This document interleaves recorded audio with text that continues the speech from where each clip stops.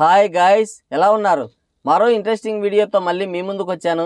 ఈ వీడియో చివరి వరకు చూసి నచ్చితే ఒక లైక్ వేసుకోండి. ఓకే, ఇక వీడియో స్టార్ట్ చేద్దాం. ఎలక్షన్స్ ముగిశాయి. ఎవరు గెలుస్తారన్న డౌట్ కూడా చెక్ పడింది. అందరూ ఊహించినట్లుగానే కూటమి భారీ విజయం సాధించింది. మరోసారి చంద్రబాబు నాయుడు గారే సీఎం కాబోతున్నారు. ఇన్ని రోజులు ఏపీ మొత్తం కూడా పాలిటిక్స్తో అట్టుడికిపోయింది. అందుకే ఎవరు కూడా సినిమా థియేటర్ వైపు కనీసం చూడను కూడా చూడలేదు. పెద్ద పెద్ద సినిమాలు కూడా వాయిదా వేసుకున్నారు. దానివల్ల ఇప్పుడు ఆ ఎలక్షన్ ఫీవర్ ముగిసింది కాబట్టి ఇక సినిమాలన్నీ వరుస పెట్టి రిలీజ్ అవుతున్నాయి. లాస్ట్ వీక్ కూడా 3 సినిమాలు రిలీజ్ అయ్యాయి. వాటిల్లో ఏది కూడా ఆడియన్స్ని పెద్దగా మెప్పించలేకపోయింది.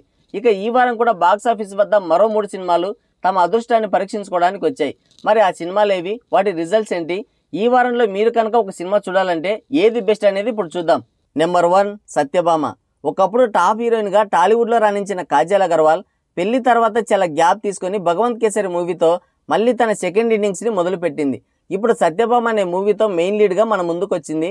మరి మూవీ ఎలా ఉందో ఇప్పుడు చూద్దాం. ముందుగా స్టోరీ విషయానికి వస్తే, సత్యభామ షీ టీంలో పనిచేస్తుంటుంది. చూడ్డానికి చాలా అందంగా ప్రశాంతంగా కనిపించిన నేరస్తుల నుండి నిజాలు రాబట్టడంలో మంచి దిట్ట. తనకు అప్పచెప్పిన పని ఏదైనా సరే అంత సులువుగా వదిలిపెట్టదు. ఆమె షీ టీంలో పనిచేస్తున్నప్పుడే హసీనా అనే ఒక బాధితురాలు గృహహింసని అనుభవిస్తూ సాయం కోసం సత్యభామ దగ్గరకు వస్తుంది. నీకేం కాదు, అంతా నేను చూసుకుంటాను, నువ్వు ధైర్యంగా ఉండు అని చెప్పి పంపించాక ఆమె భర్త చేతిలో దారుణంగా హత్యకు గురవుతుంది. హసీనాతో పాటు ఎంతోమంది ఆడవాళ్ళ జీవితాలతో ఆడుకున్న వారిని పట్టుకున్నారా లేదా, వాళ్ళకి ఎదురైన సవాళ్ళేంటి, సత్యభామ ఈ కేసుని వ్యక్తిగతంగా తీసుకోవడానికి గల కారణం ఏంటనేది మిగతా స్టోరీ. ఇక మూవీ ఎలా ఉందంటే, నా జీవితంలో ఎన్నో క్రైమ్ థ్రిల్లర్ మూవీ చూశాను, కానీ ఇలాంటి సినిమా చూడడం ఇదే మొదటిసారి. ఇదేం క్రైమ్ థ్రిల్లర్ రా సామి, అసలు స్టోరీ తప్ప మిగతా అంతా చూపించాడు. ఒక క్రైమ్ జరుగుతుంది, ఎవరు చేశారో తెలియదు, ఎలాంటి ఆధారాలు లేకుండా పకడ్బందీగా చేసిన ఆ క్రైమ్ వెనుక ఎవరున్నారు అనేది కనుక్కోవడానికి పోలీసులో లేదంటే డిటెక్టివ్లో లేదంటే ఆ క్రైమ్ వల్ల బాధింపబడిన వాడెవడో వస్తాడు. మొత్తానికైతే హీరో రంగంలోకి దిగుతాడు. కానీ ఇక్కడ ఆ నేరం చేసిన వాడెవడో మనకి ముందే తెలిసిపోతుంది. అఫ్కోర్స్ ఆ సత్యభామకు కూడా ముందే తెలుసు. అలాంటప్పుడు కథని ఇంకెంత గ్రిప్పింగ్గా నడపాలి. కానీ ఇక్కడ అది వదిలేసి సత్యభామ లైఫ్ స్టోరీని సినిమాలో తెరపై కనిపించే ప్రతి వాడి కథని రామాయణంలో చెప్తుంటారు. మళ్ళీ దాంట్లో video games, terrorism, human trafficking ఇలా ఏదేదో చూపిస్తారు.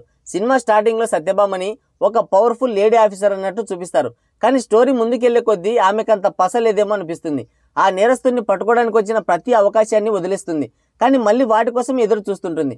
అంటే సినిమా రన్ టైం కోసం అలా చేశారనుకుంటా. ఈ మొత్తం స్టోరీని షార్ట్ ఫిల్మ్గా కూడా తీయొచ్చు. అలాంటి దాన్ని 2 గంటలకు పైగా సాగబీకారు. ముందుగా ఈ స్టోరీ రైటర్కి, డైలాగ్ రైటర్కి 2 కాళ్ళు పైకెత్తి నమస్కారం పెట్టొచ్చు. టెక్నికల్గా కూడా ఈ సినిమా చెప్పుకోవడానికి ఏం లేదు. ఈ సినిమాకి మీరు వెళ్ళారంటే మీకు నవ్వాలో ఏడవాలో కూడా అర్థం కాదు. కాజల్ గురించి చెప్పుకోవడానికి కూడా ఏం లేదు, అంతా ఉల్లక్కే. ఈ వారంలో బాక్సాఫీస్ వద్ద సత్యభామ మూవీ ఫెయిల్ అయినట్లే. నెక్స్ట్ మనమే. శర్వానంద్ హీరోగా చేసిన ఈ మూవీ అసలు వస్తుందని కూడా నాకు తెలీదు. ఏదో అనుకోకుండా ట్రైలర్ చూసి అప్పటికప్పుడు సినిమాకి వెళ్లాల్సి వచ్చింది. శర్వానంద్కి మంచి సాలిడ్ హిట్ పడి చాలా కాలం అవుతుంది.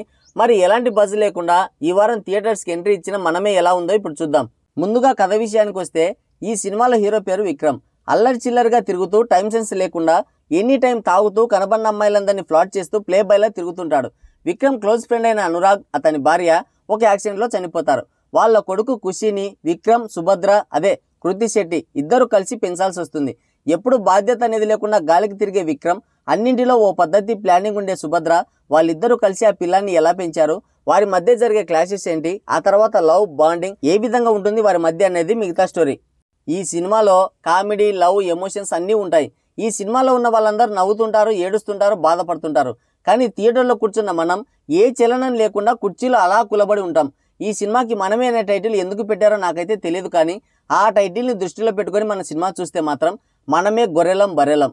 ఈ సినిమా కోర్ పాయింట్ బాగానే ఉంది, కానీ సినిమాని కనెక్ట్ అవ్వని విధంగా మనకు ప్రజెంట్ చేశాడు. కోడి కూర వండమంటే కోడిని కోసి బొచ్చు పీకకుండా పెన్నంలో వేసి మసాలాలో ఉప్పు కారం దట్టించి కింద మంట పెట్టడం మర్చిపోతే ఎలా ఉంటుందో ఈ సినిమా అలా ఉంటుంది. గాలికి తిరిగే ఒక హీరో, అతనికి ఒక స్నేహితుడు, అతను అతని భార్య చనిపోతే ఆ పిల్లాన్ని హీరో పెంచాలనుకుంటాడు. కానీ ఇద్దరు స్నేహితుల మధ్య ఉండే బాండింగ్ మాత్రం చూపించారు. అతను చనిపోతే ఆ పిల్లాన్ని తను పెంచి పెద్ద చేయాలంటే వారిద్దరి మధ్య ఒక బలమైన ఎమోషన్ ఉండాలి కదా, కానీ ఇక్కడ లేదు. ఆ పిల్లాడికి హీరోకి మధ్య కూడా ఎమోషనల్ సీన్స్ అనేవి ఏవీ లేవు. ఫస్ట్ హాఫ్ వరకు ఏదోలాగా భరించినా ఇక సెకండ్ హాఫ్లో అయితే మనం చేతులు ఎత్తేస్తాం దండంరా దూత అని. హీరో క్యారెక్టరైజేషన్లో కూడా క్లారిటీ లేదు. ఇక పాటలు 16 ఉన్నాయంట, కనీసం వాటిని లెక్క పెడదామన్నా కూడా ఏ పాట ఎప్పుడు వచ్చిందో గుర్తులేదు. ఇంకా ఆ పాటలు ఏ రేంజ్లో ఉన్నాయో మీరే అర్థం చేసుకోండి.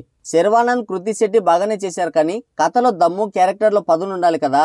No comedy, no sentiment, no entertainment is equal మనమే. ఈ వారం బాక్స్ ఆఫీస్ దగ్గర మనమే కూడా ఫెయిల్ అయింది. ఇక last and final Navdeep love Mouli. ఈ సినిమా మా ఏరియాలో అస్సలు రిలీజ్ కాలేదు, అందుకే చూడలేకపోయాను. ఈ సినిమా ట్రైలర్ చూస్తే మొత్తం బోల్డ్ కంటెంటే దర్శనమిచ్చింది. ఇక దీన్ని చూసిన దండగా అనిపించింది నాకు. రిపోర్ట్స్ కూడా సినిమా బాగాలేదని వినబడుతున్నాయి. ఓటీటీకి వచ్చినప్పుడు మాత్రం రివ్యూ ఇస్తా. సో నేను చెప్పేది ఏంటంటే ఈ సినిమాలు ఏవి అంత చెప్పుకునేవైతే కాదు, కాబట్టి డబ్బులు దాచుకొని కల్కి కోసం వెయిట్ చేయండి. ఓకే, సో గాయస్, ఇది వీడియో. ఈ వీడియో పైన మీ అమూల్యమైన అభిప్రాయాన్ని కింద కామెంట్ సెక్షన్లో కామెంట్ చేయండి. మరోసారి మరో ఇంట్రెస్టింగ్ వీడియోతో మళ్ళీ కలుద్దాం. Thank you, take care, bye bye.